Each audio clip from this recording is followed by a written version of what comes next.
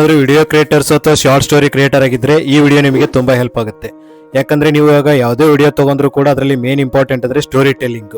ನೀವು ಫಿಲಮ್ ಇಂಡಸ್ಟ್ರಿಯಲ್ಲಿ ಯಾವುದಾದ್ರೂ ಮೂವಿ ತಗೊಂಡ್ರು ಕೂಡ ಅದರಲ್ಲಿ 50% ಶೂಟಿಂಗು ಮತ್ತೆ 50% ಎಡಿಟಿಂಗು ಅಥವಾ ಸ್ಕ್ರಿಪ್ಟ್ ರೈಟಿಂಗ್ ಬಹಳ ಇಂಪಾರ್ಟೆಂಟು. 2025ರಲ್ಲಿ AI ಬಂದ ಮೇಲೆ ಸ್ಕ್ರಿಪ್ಟ್ ಬರೆಯೋದು ಅಥವಾ ದಿನಾಲು ನಿಮ್ಮ ತಲೆಯಲ್ಲಿ ನೂರಾರು ಕ್ವಶನ್ಸ್ಗಳು ಓಡ್ತಾ ಇರ್ತವೆ. ಸೊ ನೀವು ಜಸ್ಟ್ AI ಟೂಲ್ನಲ್ಲಿ ಹೋಗ್ಬಿಟ್ಟು ಜಸ್ಟ್ ಟೈಪ್ ಮಾಡಿದರೆ ಸಾಕು, ಅದು ಆಟೋಮೆಟಿಕ್ ಆಗಿ ನಿಮಗೆ ಆನ್ಸರ್ನ ಜನರೇಟ್ ಮಾಡಿಕೊಡುತ್ತೆ. ಸೊ ಮಾರ್ಕೆಟ್ನಲ್ಲಿ ಇವಾಗ ಸಾಕಷ್ಟು AI ಟೂಲ್ಸ್ಗಳು ಅವೈಲೇಬಲ್ ಇದ್ದಾವೆ. ಆದರೆ ನಮ್ಮ ಇಂಡಿಯಾದಲ್ಲಿ ಇವಾಗ ChatGPT ಫುಲ್ ಪಾಪ್ಯುಲರಲ್ಲಿರೋದು. ಸೊ ಈ ವಿಡಿಯೋದಲ್ಲಿ ನಾವು ChatGPTನ ಹೆಂಗೆ ಯೂಸ್ ಮಾಡಬೇಕು, ಅಕೌಂಟ್ನ ಹೆಂಗೆ ಕ್ರಿಯೇಟ್ ಮಾಡ್ಕೋಬೇಕು, ಆಮೇಲೆ ನೀವು ChatGPTಯಲ್ಲಿ ಕ್ವಶನ್ಸ್ನ ಹೆಂಗೆ ಟೈಪ್ ಮಾಡಿ ಅದರಿಂದ ಆನ್ಸರ್ನ ತಿಳ್ಕೊಬೋದು ಅಂತ ನೋಡೋಣ ಬನ್ನಿ. ನೀವು ಪ್ಲೇಸ್ಟೋರ್ಗೆ ಹೋಗಿಬಿಟ್ಟು ChatGPT ಅಂತ ಟೈಪ್ ಮಾಡಿಬಿಟ್ಟು ನೀವು ಡೈರೆಕ್ಟಾಗಿ ಈ ಆ್ಯಪ್ನ ಇನ್ಸ್ಟಾಲ್ ಮಾಡ್ಕೋಬೋದು. ಇಲ್ಲ ಅಂದರೆ ನಿಮಗೆ ಬೇರೆ AI ಟೂಲ್ ಬೇಕಂದರೆ ಬ್ಲ್ಯಾಕ್ ಬಾಕ್ಸ್ AI ಅಂತ ಇದೆ, ಅದನ್ನು ಕೂಡ ನೀವು ಇನ್ಸ್ಟಾಲ್ ಮಾಡ್ಕೋಬೋದು. ಇಲ್ಲ ಅಂದರೆ ನಮ್ಮ ಭಾರತದ ಪರ್ಫ್ಲೆಕ್ಸಿಟಿ ಅಂದರೆ ಅರವಿಂದ್ ಶ್ರೀನಿವಾಸ್ ಅವರು ಇದನ್ನು ಕ್ರಿಯೇಟ್ ಮಾಡಿದ್ದಾರೆ, ಇದನ್ನು ಕೂಡ ನೀವು ಇನ್ಸ್ಟಾಲ್ ಮಾಡ್ಕೋಬೋದು.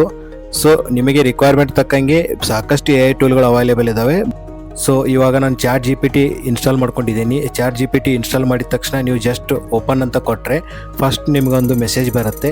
ಏನಂದರೆ ನೀವು ಇದರಲ್ಲಿ ಡೋಂಟ್ ಶೇರ್ ಸೆನ್ಸಿಟಿವ್ ಇನ್ಫೋ ಅಂತ ಹೇಳ್ಬಿಟ್ಟು ನಿಮ್ಮ ಪರ್ಸ್ನಲ್ ಇನ್ಫಾರ್ಮೇಷನ್ನ ಇದರಲ್ಲಿ ಯಾವುದಾದ್ರೂ ಪರ್ಸ್ನಲ್ ಇನ್ಫಾರ್ಮೇಷನ್ನ ಇದರಲ್ಲಿ ಟೈಪ್ ಮಾಡೋದು ಅಥವಾ ಫೋಟೋಗಳನ್ನು ಶೇರ್ ಮಾಡೋದು ಇದರಲ್ಲಿ ಮಾಡಬೇಡ ಅಂತ ಹೇಳಿದ್ದಾರೆ ಅವರು. ಸೊ ನೀವು ನೆಕ್ಸ್ಟ್ ಕಂಟಿನ್ಯೂ ಅಂತ ಕ್ಲಿಕ್ ಮಾಡಿ. ಇವಾಗ ಹೋಮ್ ಪೇಜ್ ಓಪನ್ ಆಗುತ್ತೆ. ಈ ಹೋಮ್ ಪೇಜಲ್ಲಿ ನೀವು ನೋಡ್ಬೋದು ಲೆಫ್ಟ್ ಸೈಡಲ್ಲಿ ಒಂದು ಮೆನ್ಯೂ ಅಂತ ಬರುತ್ತೆ, ಮೆನ್ಯೂ ಐಕಾನ್ ಇದೆ. ಸೊ ರೈಟ್ ಸೈಡಲ್ಲಿ ಸೈನ್ ಅಪ್ ಅಂತ ಇದೆ. ಸೊ ನೀವು ಒಂದು ಅಕೌಂಟ್ನ ಕ್ರಿಯೇಟ್ ಮಾಡ್ಕೊಳ್ಳಿ. ಯಾಕಂದರೆ ನೀವು ಅಕೌಂಟ್ನ ಕ್ರಿಯೇಟ್ ಮಾಡಲಿಲ್ಲ ಅಂದರೆ ನೀವು ಏನಾದರೂ ಸರ್ಚ್ ಮಾಡಿರ್ತೀರಲ್ಲ ಆ ಹಿಸ್ಟ್ರಿ ಇದರಲ್ಲಿ ಸ್ಟೋರ್ ಆಗಲ್ಲ. ಸೊ ಆದ ಕಾರಣ ನಾನೇನು ಸಜೆಷನ್ ಕೊಡೋದಂದರೆ ನೀವು ನಿಮ್ಮ ಇಮೇಲ್ ID ಎಂಟರ್ ಮಾಡಿಬಿಟ್ಟು ನಿಮ್ಮ ಅಕೌಂಟ್ನ ಕ್ರಿಯೇಟ್ ಮಾಡ್ಕೊಳ್ಳಿ. ಸೊ ಇಲ್ಲಿ ಸೈನ್ ಅಪ್ ಅಂತ ಬಟನ್ ಕ್ಲಿಕ್ ಮಾಡಿದ ತಕ್ಷಣ ನಿಮಗೆ ಆಲ್ರೆಡಿ ನಿಮ್ಮ ಗೂಗಲಲ್ಲಿ ನೀವು ಲಾಗಿನ್ ಆಗಿರ್ತಾರಲ್ಲ ಆ ಇಮೇಲ್ ಐಡಿನ ಆಟೋಮೆಟಿಕ್ ಆಗಿ ಅದು ಫೆಚ್ ಮಾಡ್ಕೊಳ್ಳುತ್ತೆ. ಸೊ ನೀವು ಜಸ್ಟ್ ಅದನ್ನು ಇಮೇಲ್ ID ನಿಮ್ದು ಯಾವ್ದು ಇಮೇಲ್ ID ಇದೆಯಲ್ಲ ಅದನ್ನು ಕ್ಲಿಕ್ ಮಾಡಿದರೆ ಇದು ಆಟೋಮೆಟಿಕ್ ಆಗಿ ಲಾಗಿನ್ ಆಗುತ್ತೆ. ಸೊ ಲಾಗಿನ್ ಆದ ತಕ್ಷಣ ಇಲ್ಲಿ ನೋಡ್ಬೋದು ನೀವು, ನಾನು ಲೆಫ್ಟ್ ಸೈಡಲ್ಲಿ ನಿಮಗೆ ಕ್ಲಿಕ್ ಮಾಡಿ ತೋರಿಸ್ತೀನಿ. ಲೆಫ್ಟ್ ಸೈಡ್ ಕ್ಲಿಕ್ ಮಾಡಿದ ತಕ್ಷಣ ಇಲ್ಲಿ ಒಂದು ಮೆನ್ಯೂ ಓಪನ್ ಆಗುತ್ತೆ, ಸೈಡ್ ಮೆನ್ಯೂ. ಈ ಸೈಡ್ ಮೆನ್ಯೂಯಲ್ಲಿ ನೀವು ಆಪ್ಷನ್ಸ್ಗಳು ನೋಡ್ಬೋದು. ನ್ಯೂ ಚಾಟ್ ಅಂತ ಇದೆ, ಲೈಬ್ರರಿ ಇದೆ, ಆಮೇಲೆ GPTಸು, ಆಮೇಲೆ ನ್ಯೂ ಪ್ರಾಜೆಕ್ಟ್ ಅಂತ ಕೂಡ ಇದೆ. ಸೊ ನೀವು ನ್ಯೂ ಪ್ರಾಜೆಕ್ಟ್ ಅಂದರೆ ಇದೊಂಥರ ಫೋಲ್ಡರ್ನ ನೀವು ಕ್ರಿಯೇಟ್ ಮಾಡಿಕೊಂಡು ಪರ್ಟಿಕ್ಯುಲರ್ ಒಂದು ಪ್ರಾಜೆಕ್ಟ್ನ ಕ್ರಿಯೇಟ್ ಮಾಡ್ಕೋಬೋದು. ಅದೇ ರೀತಿ ನಾನು ಸಾಕಷ್ಟು ಇಲ್ಲಿ ಲೆಫ್ಟ್ ಸೈಡಲ್ಲಿ ಸರ್ಚ್ ಮಾಡಿರೋ ಹಿಸ್ಟ್ರಿ ಕೂಡ ತೋರಿಸ್ತಾ ಇದೆ ಅದು. ಅದೇ ರೀತಿ ನೀವು ಕೆಳಗಡೆ ಒಂದು ಪ್ರೊಫೈಲ್ ಕೂಡ ಇದೆ. ಆ ಪ್ರೊಫೈಲು ನೀವು ಅಂದರೆ ಲಾಗಿನ್ ಆಗಿರ್ತೀರಲ್ಲ ನಿಮ್ಮ ಅಕೌಂಟ್, ನಿಮ್ಮ ಯೂಸರ್ ನಿಮ್ನ ಇದು ಡಿಸ್ಪ್ಲೇ ಮಾಡುತ್ತೆ. ಸೊ ಇದನ್ನ ನೀವು ಕ್ಲಿಕ್ ಮಾಡಿದ ತಕ್ಷಣ ಇಲ್ಲಿ ನಿಮಗೆ ಸೆಟ್ಟಿಂಗ್ಸ್ ಆಪ್ಷನ್ನ ಓಪನ್ ಆಗುತ್ತೆ. ಅದರಲ್ಲಿ ನೀವು ನೋಡ್ಬೋದು ಜನರಲ್ ಸೆಟ್ಟಿಂಗ್ಸ್ ಇದೆ. ಇಮೇಲ್ ID ಕೂಡ ನೀವು ಬೇರೆ ಇಮೇಲ್ ID ಬೇಕಂದ್ರೆ ಅದನ್ನು ಕೂಡ ನೀವು ಚೇಂಜ್ ಮಾಡ್ಕೋಬೋದು. ಸೊ ಈ ಇನ್ಪುಟ್ ಬಾಕ್ಸಲ್ಲಿ ಏನು ಟೈಪ್ ಮಾಡ್ತಿರಲ್ಲ ಇದನ್ನೇ ಪ್ರಾಂಪ್ಟ್ ಬಾಕ್ಸ್ ಅಂತ ಕರೀತಾರೆ. ಪ್ರಾಂಪ್ಟ್ ಅಂದರೆ ಸಿಂಪಲ್ ಆಗಿ ಪ್ರಶ್ನೆ ಅಥವಾ ಸೂಚನೆ ಅಂತ ಅರ್ಥ. ಸೊ ನಾನು ಇವಾಗ ಇದರಲ್ಲಿ ಒಂದು ಕ್ವಶನ್ನ ಅದಕ್ಕೆ ಟೈಪ್ ಮಾಡಿ ಕೇಳ್ತೀನಿ, ನೋಡೋಣ ಅದು ಏನು ಆನ್ಸರ್ ಕೊಡುತ್ತೆ ಅಂತ ಹೇಳ್ಬಿಟ್ಟು. Explain me about complete history of Mysuru Kingdom. So Mysuru ರಾಜ್ಯದ ಇತಿಹಾಸನ ಅದಕ್ಕೆ ಕೇಳ್ತಾ ಇದ್ದೀನಿ ನಾನು. ಸೊ ಇಲ್ಲಿ ನೋಡ್ಬೋದು ನೀವು ಏನು ಜನರೇಟ್ ಮಾಡಿಕೊಡ್ತು ಅಂತ ಹೇಳ್ಬಿಟ್ಟು origins and foundations of Mysuru kingdom, ಆಮೇಲೆ ಎಕ್ಸ್ಪಾನ್ಷನ್ನು ಮತ್ತು ಇಂಡಿಪೆಂಡೆನ್ಸು 1610 1704 ಅಂತ ಹೇಳ್ಬಿಟ್ಟು. ಸೊ ಇವಾಗ ಇದು ಇಂಗ್ಲೀಷ್ನಲ್ಲಿ ಜನರೇಟ್ ಮಾಡಿದೆ, ಬಟ್ ನಮಗೆ ಕನ್ನಡದಲ್ಲಿ ಬೇಕು. ಸೊ ನಾನು ಇವಾಗ ಏನು ಮಾಡ್ತೇನೆ ಅಂದರೆ ಕನ್ನಡದಲ್ಲಿ ಟ್ರಾನ್ಸ್ಲೇಟ್ ಮಾಡಿಕೊಡಂತ ಅದಕ್ಕೆ ಕೇಳ್ತಾ ಇದ್ದೀನಿ. ಇವಾಗ ಇಲ್ಲಿ ನೋಡ್ಬೋದು ಇದನ್ನು ಒಂದು ಮೇಲೆ ಇರೋ ಇಂಗ್ಲೀಷ್ ಕಂಟೆಂಟ್ನ ಹೆಂಗೆ ಒಂದು ಕನ್ನಡದಲ್ಲಿ ಟ್ರಾನ್ಸ್ಲೇಟ್ ಮಾಡಿದೆ ಅಂತ ಹೇಳಿಬಿಟ್ಟು. ಸೊ ಮೈಸೂರು ಸಾಮ್ರಾಜ್ಯದ ಸಂಪೂರ್ಣ ಇತಿಹಾಸ, ಅದೇ ರೀತಿ ಉದ್ಭವ ಮತ್ತು ಸ್ಥಾಪನೆ ಯಾವಾಗಾಯಿತು, ಅದರ ಇಸ್ವಿ ಕೂಡ ಅದು ಜನರೇಟ್ ಮಾಡಿದೆ. ವಿಸ್ತರಣೆ ಮತ್ತು ಸ್ವಾತಂತ್ರ್ಯ, ಹೈದರ್ ಅಲಿ ಮತ್ತು ಟಿಪ್ಪು ಸುಲ್ತಾನ್ನ ಕಾಲ, ಯಾವ ಇಸ್ವಿಯಲ್ಲಿ ಹೈದರ್ ಅಲಿ ಮತ್ತು ಟಿಪ್ಪು ಸುಲ್ತಾನ್ ಇದ್ರಂತ ಅದು ಕೂಡ ಜನರೇಟ್ ಮಾಡಿದೆ. ಅದೇ ರೀತಿ ಬ್ರಿಟಿಷರ ಕಾಲ ಮತ್ತು ಒಡೆಯರ್ ಅವರ ಪುನರ್ಸ್ಥಾಪನೆ ಯಾವಾಗಾಯ್ತು ಅಂತ ಹೇಳ್ಬಿಟ್ಟು. ಸೊ ಇದೇ ರೀತಿ ನಿಮಗೇನಾದರೂ ಇನ್ನೂ ಹೆಚ್ಚಿನ ಮಾಹಿತಿ ಬೇಕಂದರೆ ನೀವು ಜಸ್ಟ್ ಇದರಲ್ಲಿ ಒಂದು ಇನ್ಪುಟ್ ಬಾಕ್ಸ್ ಇದೆಲ್ಲ ಇಲ್ಲಿ ಟೈಪ್ ಮಾಡಿಬಿಟ್ರೆ ಮೈಸೂರಿನ ಇನ್ನಷ್ಟು ಹೆಚ್ಚಿಗೆ ನಿಮಗೆ ಮಾಹಿತಿನ ಇದು ಜನರೇಟ್ ಮಾಡಿಕೊಡುತ್ತೆ. ಸೊ ಇದೇ ರೀತಿ ನಾವು ಇದಕ್ಕೆ ಇನ್ನೊಂದು ಕ್ವಶನ್ನ ಕೇಳೋಣ. I am 12th student from Karnataka, generate a study plan for me. So ನೋಡಿ ಇಲ್ಲಿ ನಿಮಗೆ ಒಂದು ಸ್ಟಡಿ ಪ್ಲ್ಯಾನ್ನ ಜನರೇಟ್ ಮಾಡ್ತಿದ್ದು. ಸ್ಟಡಿ ಪ್ಲ್ಯಾನ್ ಓವರ್ ವ್ಯೂ, ಆಮೇಲೆ ಅದೇ ರೀತಿ ಡೈಲಿ ರೂಟೀನು, ಎಷ್ಟು ಗಂಟೆಗೆ ಎದ್ದೇಳಬೇಕು, ಯಾವ ಸಬ್ಜೆಕ್ಟ್ನ ಪ್ರಿಪೇರ್ ಆಗಬೇಕು, ಆಮೇಲೆ ವೀಕ್ಲಿ ಸ್ಟ್ರಾಟಜಿ ಮಂಡೆಯಿಂದ ಫ್ರೈಡೇ, ಆಮೇಲೆ ಸ್ಯಾಟರ್ಡೆ ಸಂಡೇ, ಅದಾದಮೇಲೆ ನಿಮಗೆ ಸ್ಟಡಿ ಟೆಕ್ನಿಕ್ನ ಕೂಡ ಇದು ಜನ್ರೇಟ್ ಮಾಡಿದೆ. ಅದೇ ರೀತಿ ಹೆಲ್ತ್ ಮತ್ತು ಮೈಂಡ್ ಬ್ಯಾಲೆನ್ಸ್ನ ಒಂದು ಸಜೆಷನ್ ಕೂಡ ಇದು ಜನ್ರೇಟ್ ಮಾಡಿಕೊಟ್ಟಿದೆ. ನೀವು ಮಂತ್ಲಿ ಏನೇನ ಅಚೀವ್ಮೆಂಟ್ ಮಾಡ್ಬೋದು ಅಂದರೆ ಮಂತ್ಲಿ ಮೈಲ್ ಸ್ಟೋನ್ ಕೂಡ ಇದು ಜನ್ರೇಟ್ ಮಾಡಿಕೊಟ್ಟಿದೆ.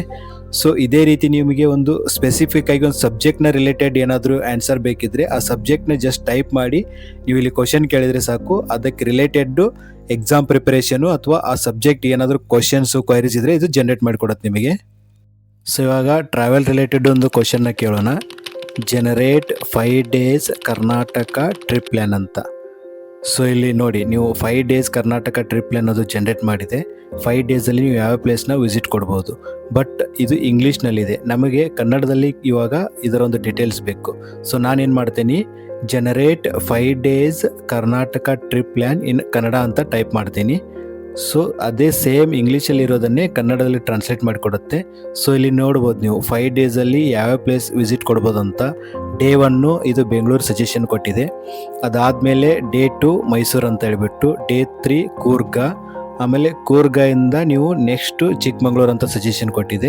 ಅಲ್ಲಿಂದ ಚಿಕ್ಕಮಂಗ್ಳೂರಿಂದ ಹಂಪಿ ಅಂತ ಹೇಳ್ಬಿಟ್ಟು. ಸೊ ನೀವು ಟ್ರಾವೆಲ್ ಟೈಮಿಂಗ್ ಎಷ್ಟಾಗುತ್ತೆ, ನೀವು ಕಿಲೋಮೀಟ್ರನ್ನ ಕೂಡ ಇದರಲ್ಲಿ ಒಂದು ಟೈಪ್ ಮಾಡಿದರೆ ಅದು ಕಿಲೋಮೀಟ್ರ್ ಎಷ್ಟಾಗುತ್ತೆ, ಆಮೇಲೆ ಟ್ರಾವೆಲ್ ಟೈಮಿಂಗು ಕೂಡ ಜನ್ರೇಟ್ ಮಾಡಿಕೊಡುತ್ತೆ. ಅದೇ ರೀತಿ ನಿಮಗೆ ಯಾವ ಒಂದು ಮಂತಲ್ಲಿ ನೀವು ಈ ಪ್ಲೇಸ್ಗೆ ವಿಸಿಟ್ ಕೊಡ್ಬೋದು ಅದು ಕೂಡ ನಿಮಗೆ ಒಂದು ಟಿಪ್ಸ್ನ ಕೊಡುತ್ತೆ ಇದರಲ್ಲಿ. ಇವಾಗ ಕಾಂಪಿಟೇಟಿವ್ ರಿಲೇಟೆಡ್ ಅಂದರೆ KS ರಿಲೇಟೆಡ್ ಒಂದು ಕ್ವಶನ್ನ ಕೇಳೋಣ. I am preparing KS, generate me road map of 3 years study plan ಅಂತ ಹೇಳ್ಬಿಟ್ಟು. ಸೊ ಇಲ್ಲಿ ನೋಡ್ಬೋದು ನೀವು 3 ವರ್ಷದ ಒಂದು ಸ್ಟಡಿ ಪ್ಲ್ಯಾನು ಅಥವಾ ರೋಡ್ ಮ್ಯಾಪ್ನ ಅದು ಜನ್ರೇಟ್ ಮಾಡಿಕೊಟ್ಟಿದೆ. ಫಸ್ಟ್ ವರ್ಷ ಅಂದರೆ ಮೊದಲನೇ ವರ್ಷ ಏನೇನು ಪ್ರಿಪೇರ್ ಆಗಬೇಕು, ಫಸ್ಟ್ 6 months, ಆಮೇಲೆ ನೆಕ್ಸ್ಟ್ 6 months, ಅದಾದಮೇಲೆ 2ನೇ ವರ್ಷ ಏನೇನು ಪ್ರಿಪೇರ್ ಆಗಬೇಕು, ಅದೇ ರೀತಿ 3ನೇ ವರ್ಷ ನೀವು ಹೆಂಗೆ ಪ್ರಿಪೇರ್ ಆಗಬೇಕಂತ ಹೇಳ್ಬಿಟ್ಟು, ಆಮೇಲೆ ರಿವಿಷನ್ಸು, ಮೇನ್ಸು, ಆಮೇಲೆ ಇಂಟರ್ವ್ಯೂ ಪ್ರಿಪ್ರೇಷನ್ ಕೂಡ ಇದು ಜನ್ರೇಟ್ ಮಾಡಿಕೊಟ್ಟಿದೆ 3ನೇ ವರ್ಷದಲ್ಲಿ. ಇದೇ ರೀತಿ ನೀವು ಬೇರೆ ಸಬ್ಜೆಕ್ಟ್ ರಿಲೇಟೆಡ್ ಕೂಡ ಇದರಲ್ಲಿ ಕ್ವಶನ್ನ ಕೇಳ್ಬೋದು. ಇದಕ್ಕೆ ಒಂದು ರಾಂಗ್ ಕ್ವಶನ್ನ ಕೇಳ್ತೀನಿ, ನೋಡೋಣ ಅದು ಕರೆಕ್ಟಾಗಿ ಆನ್ಸರ್ ಮಾಡುತ್ತಾ ಇಲ್ಲ ಅಂತ ಹೇಳ್ಬಿಟ್ಟು. ಸ್ಟೇಟ್ಸ್ ಇನ್ ಕರ್ನಾಟಕ. ಸೊ ಇಲ್ಲಿ ನೋಡ್ಬೋದು ನೀವು, actually Karnataka is A state in India. So ಇದನ್ನು ಕರೆಕ್ಟ್ ಮಾಡಿ ಕೊಟ್ಟಿದೆ ಅದು. ಅದೇ ರೀತಿ ಕರ್ನಾಟಕದಲ್ಲಿ ಡಿವಿಷನ್ಸ್ಗಳು ಎಷ್ಟಿದ್ದಾವೆ, ಆಮೇಲೆ ಜಿಲ್ಲೆಗಳು ಎಷ್ಟಿದ್ದಾವೆ ಇಲ್ಲಿ ನೋಡ್ಬೋದು, ಬಾಗಲಕೋಟ್, ಬಳ್ಳಾರಿ, ಬೆಳಗಾವಿ. ಸೊ ಇದೇ ರೀತಿ ನೀವು ರಾಂಗ್ ಆನ್ಸರ್ನ ಕೊಟ್ಟರು ಕೂಡ ಅದು ಅನಲೈಸ್ ಮಾಡಿಬಿಟ್ಟು ಅದನ್ನು ಕರೆಕ್ಟಾಗಿಯೇ ಜನ್ರೇಟ್ ಮಾಡಿಕೊಡುತ್ತೆ. ChatGPTಯಲ್ಲಿ ಬರೀ ಕ್ವಶನ್ನ ಕೇಳಿಬಿಟ್ಟು ಆನ್ಸರ್ನ ಜನ್ರೇಟ್ ಮಾಡೋದು ಅಷ್ಟೇ ಅಲ್ಲ, ಇದರಲ್ಲಿ ಸಾಕಷ್ಟು ಒಂದು ಫೀಚರ್ಗಳಿದ್ದಾವೆ. ಇವಾಗ ಒಂದು ಎಕ್ಸಾಂಪಲ್ ಮುಖಾಂತರ ನೀವು ಒಂದು ಪ್ರಾಂಪ್ಟ್ನ ಟೈಪ್ ಮಾಡಿಬಿಟ್ಟು ಅದನ್ನು ಇಮೇಜ್ ಆಗಿ ಹೆಂಗೆ ಕನ್ವರ್ಟ್ ಮಾಡೋದಂತ ನೋಡೋಣ. Create A Indian farmer image. So ಇಲ್ಲಿ ನೋಡಿ, ಇದು ಸ್ವಲ್ಪ ಟೈಮ್ ತೊಗೊಳುತ್ತೆ. ನಾವು ಫ್ರೀ ವರ್ಷನ್ ಯೂಸ್ ಮಾಡೋದ್ರಿಂದ ಇಮೇಜ್ನ ಕ್ರಿಯೇಟ್ ಮಾಡೋಕ್ಕೆ ಟೈಮ್ ತೊಗೊಳುತ್ತೆ. ಸೊ ನೋಡಿ, ಇಲ್ಲಿ ಈ ಫಾರ್ಮರ್ನ ಒಂದು ಎಷ್ಟು ಅದ್ಭುತವಾಗಿ ಒಂದು ಇಮೇಜ್ನ ಕ್ರಿಯೇಟ್ ಮಾಡಿಕೊಟ್ಟಿದೆ ಅಂತ ಹೇಳ್ಬಿಟ್ಟು. ಸೊ ಇದನ್ನೇ ನೀವು ರೀಜಿಯನ್ ವೈಸು ಕೂಡ ನೀವು ಈ ಒಂದು ಇಮೇಜ್ಗಳನ್ನು ಕ್ರಿಯೇಟ್ ಮಾಡ್ಕೋಬಹುದು.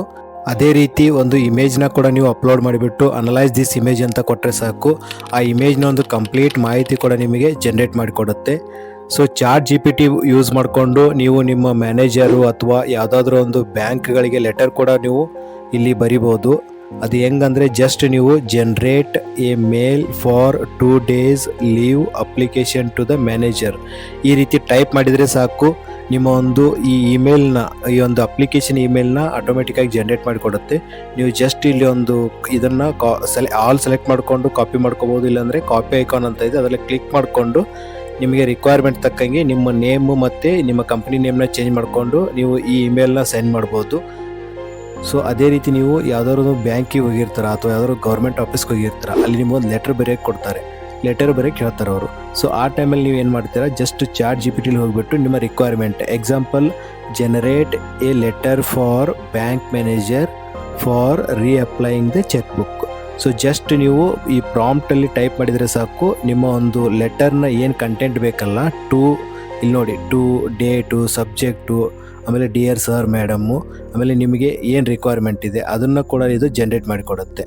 ಸೊ ಇದನ್ನು ನೀವು ಇದೇ ರೀತಿ ನೀವು ಲೆಟರ್ನ ಕೂಡ ನೀವು ಒಂದು ಪೇಪರಲ್ಲಿ ಈ ಲೆಟರ್ನ ಬರೆದು ಜಸ್ಟ್ ಅವರಿಗೆ ಸಬ್ಮಿಟ್ ಮಾಡಿದರೆ ಸಾಕು.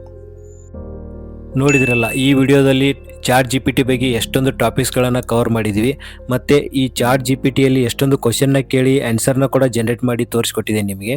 ಇದೇ ರೀತಿ ನಿಮಗೇನಾದರೂ ಬೇರೆ AI ಟೂಲು ಅಥವಾ ಈ ಚಾಟ್ ಜಿ ಪಿ ಟಿಯ ಬಗ್ಗೆ ಏನಾದರೂ ಮಾಹಿತಿ ಬೇಕಂದರೆ ಈ ಕಮೆಂಟ್ ಬಾಕ್ಸಲ್ಲಿ ಕಮೆಂಟ್ ಮಾಡಿ.